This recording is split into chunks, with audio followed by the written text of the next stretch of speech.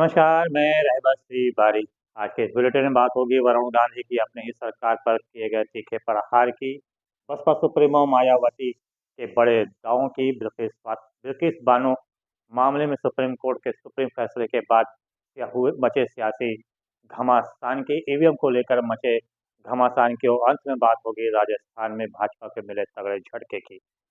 शुरुआत करते हैं आज की सबसे बड़ी खबर से। बात कर रहे हैं वरुण गांधी की। जी हाँ, वरुण गांधी जो अपने तीखे प्रहार के लिए जाने जाते हैं और काफ़ी सख्त लहजा भी अक्सर वो अपनाते रहते हैं। अक्सर आम जन की समस्याओं को बुलंद करते रहते हैं, दबे कुचले लोगों की आवाज़ों को वो बुलंद करते रहते हैं। अपनी ही सरकार में रहकर अपनी ही सरकार को सवालों के घेरे में खड़ा भी करते रहते हैं। पीलीभीत के भाजपा सांसद वरिष्ठ नेता लगातार अपनी ही सरकार के ऊपर हवा बोलते रहते हैं, जिसके कारण कई बार भारतीय जनता पार्टी के हाईकमान को असहज की स्थिति महसूस करनी पड़ती। बीते दिनों ही एक तरफ जहां उन्होंने केंद्र सरकार की नीतियों पर तीखा प्रहार किया था, तो वहीं अब एक नया उन्होंने फिर से तीखा प्रहार अपनी ही सरकार के ऊपर कर दिया। सवालों के घेरे में केंद्र सरकार को खड़ा कर दिया है वरुण गांधी।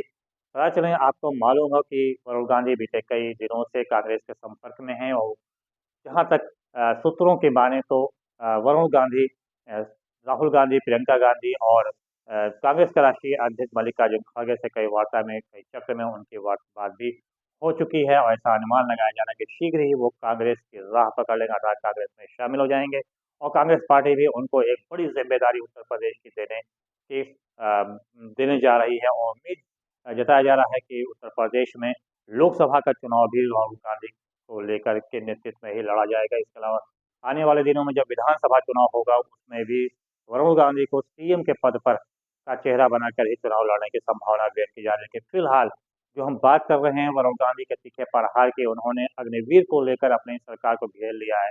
तीखा प्रहार करते हुए कहा कि अग्निवीर में युवाओं के साथ खिलवाड़ किया जा रहा है। ये योजना ही पूरी तरह से न सिर्फ सेना का अपमान है, बल्कि युवाओं के भविष्य को लेकर खिलवाड़ भी है। उन्होंने कहा कि 5 साल तक युवा को गोला बारूद चलाने का, हथियार चलाने का उनको प्रशिक्षण दिया जाएगा, तो उसके बाद 5 साल के बाद उनको वहाँ से हटा दिया जाएगा। लाखों की संख्या में युवा बेरोजगार हो जाएंगे, फिर गांव में आकर वो क्या करेंगे?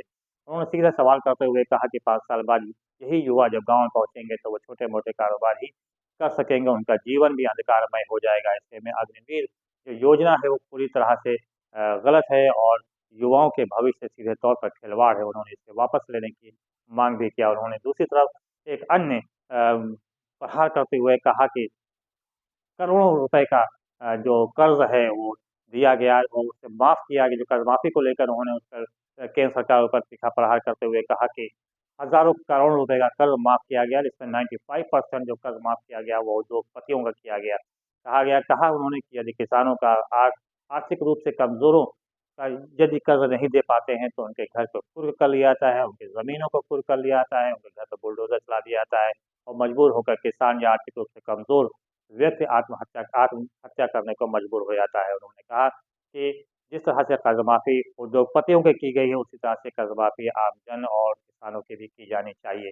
उन्होंने कहा कि उद्योगपतियों पर किसी भी प्रकार की कोई कार्रवाई नहीं की जाती है। लाखों करोड़ रुपया लेकर, हज़ारों करोड़ रुपया लेकर वो विदेश चले जाते हैं, लेकिन उनको उनसे रिकवरी भी करने को लेकर कोई ठोस कदम नहीं उठाया था। अब राहुल गांधी के इस तीखे प्रहार के बाद पश्चात भाजपा बैकफुट पे आ गई है और असहजता महसूस कर रही है। अभी तक किसी ने वरुण गांधी के इस सवाल का, इस प्रहार का जवाब भी नहीं दिया है।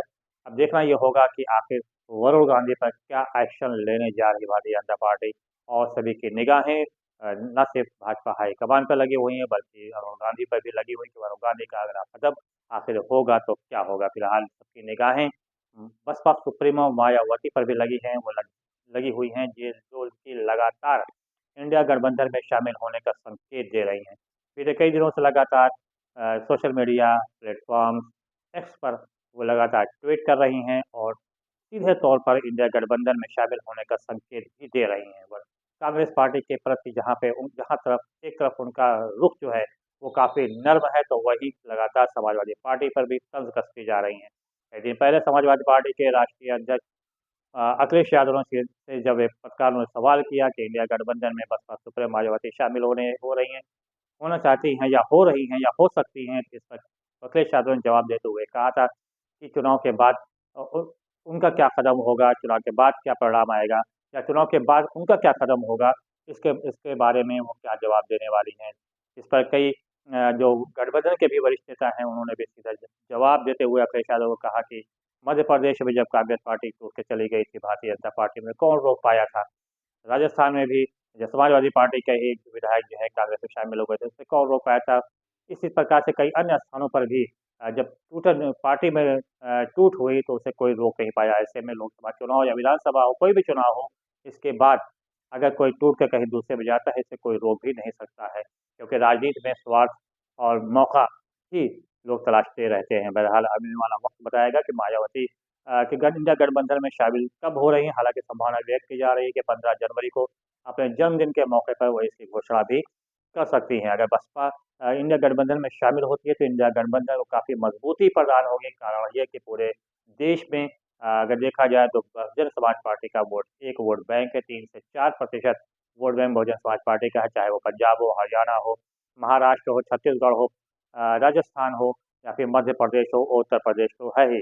बहरहाल अगर इंडिया गठबंधन उसमें शामिल होती है तो दलित वोट खासतौर से, अगर मुस्लिम वोट देखा जाए तो वो भी बहुजन समाज पार्टी से जुड़ा हुआ है। और अगर मायावती पूरी तरह से सक्रिय होती हैं तो इसमें कोई दो राय नहीं कि दलित वोट इन्हें छोड़कर कहीं भी नहीं जाएगा और ऐसे में इंडिया गठबंधन काफ़ी मजबूत होगा और भारतीय जनता पार्टी को तगड़ा झटका भी लगेगा। बात किया जाए बिल्किस बानो मामले की, तो बिल्किस बानो मामले को लेकर सुप्रीम कोर्ट का जो फैसला आया है, उस फैसले के बाद सियासी हलचल मच गई है।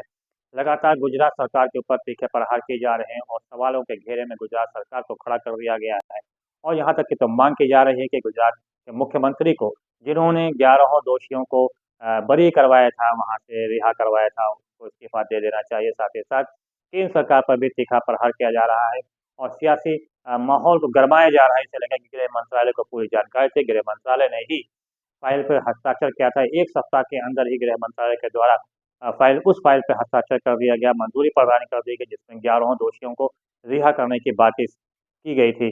सज़ा खत्म होने से पहले ही रिहा करने की बात की गई थी। ये भारत के इतिहास में ऐसा पहली बार हुआ है जब किसी कोर्ट ने किसी सरकार को सीधे तौर पर दुष्कर्मी और हत्यारों के साथ खड़ा होने की बात कहा है। सुप्रीम कोर्ट ने जो अपना बात कही उसमें एक लाइन ये भी कहा गया है उसमें कि गुजरात सरकार ने दुष्कर्मियों और हत्यारों के साथ खड़े होकर काम किया है। ऐसा शायद हिंदुस्तान के इतिहास में पहली बार हुआ। इसे लेकर ही सियासी हलचल मची हुई है। सियासी हलचल तो इस वक्त ईवीएम को लेकर भी मची हुई है।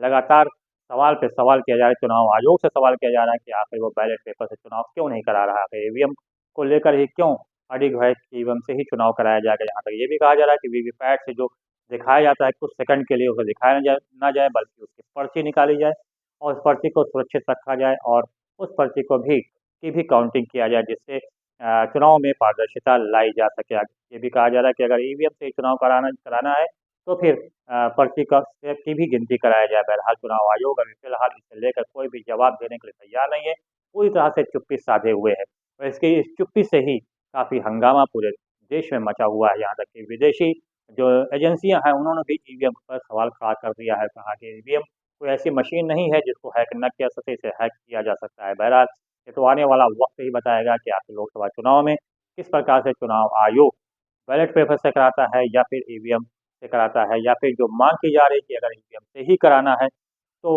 वीवीपैट से निकलने वाली पर्ची को सुरक्षित किया जाए और उसकी भी गिनती कराया जाए। बहरहाल तो आने वाला वक्त ही बताएगा कि आखिर होता ही क्या है। चारों तरफ से इस वक्त भाजपा को झटके पे झटका लग रहा है।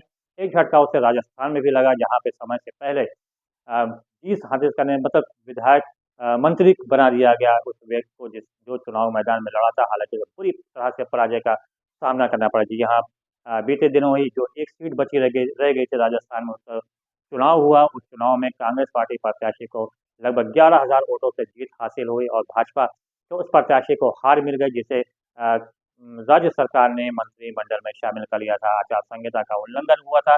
इसमें बाकायदा अशोक गहलोत जो कि पूर्व मुख्यमंत्री हैं, उन्होंने तीखा प्रहार करते हुए कहा कि आचार संहिता का उल्लंघन किया गया, लेकिन चुनाव आयोग ने इस पर कोई एक्शन नहीं लिया और उल्लंघन करते हुए उस व्यक्ति को ही मंत्री बना दिया गया जो चुनाव मैदान में प्रत्याशी के तौर पर उतरा हुआ था। बहरहाल झटके पे झटका लग रहा है, लेकिन फिलहाल इसे लेकर भारतीय जनता पार्टी की तरफ से कोई भी जवाब अभी तक सामने नहीं आया है। सभी ने चुप्पी साध ली है। बहरहाल आने वाला वक्त बताएगा कि अभी और क्या-क्या राजनीति में गुल खिलता है। फिलहाल रहबर तिवारी को दीजिए इजाज़त। बहुत-बहुत धन्यवाद। जय हिंद, जय भारत।